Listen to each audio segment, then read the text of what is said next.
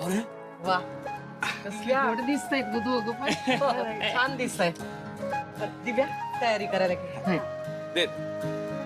आणि जावई बापू गुढी तुम्ही उभारायची बरं का. मी मग हो तुमचा मान आहे. अरे नाही, मान तर तुम्हा सगळ्यांचा आहे. तुम्ही मला खूप सांभाळून घेतलं. अहो जीजू, तुम्ही पण आमच्यासाठी आशू जीजूंसारखेच आहात, त्यामुळे तुम्हाला हा मान मिळायलाच हवा. चंदन, दिव्याला बदलण्यासाठी तिला मनवायला इथं आलास तू. दिव्या बदलली बी, तिला मनवलंच बी. ह्या घरासाठी एवढं केलंयस तू, या घराचा आधार झालास, पण कधी बी श्रेय घेतलं नाहीस. मग गुढी नको काय तू उभारायला, जावई आहेस या घराचा. खरंय. अरे असंही आमच्या दिव्याला सांभाळणं कठीणच आहे आणि तू तर तिच्यात बदल घडवून आणलेत.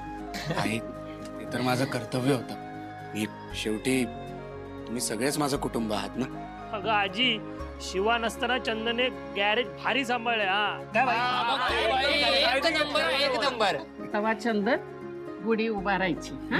आणि पूजा करायची. चल ये बाई, दे तो आरती इकडे. सावकाश.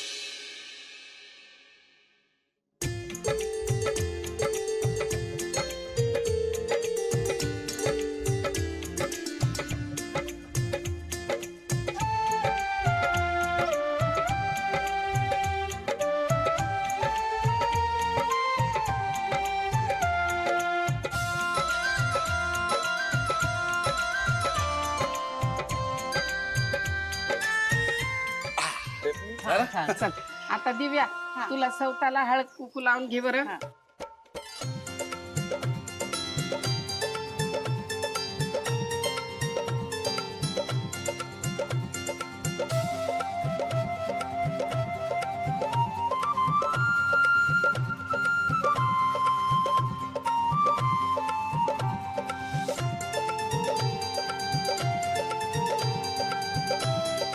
आजी, पाया पडतो.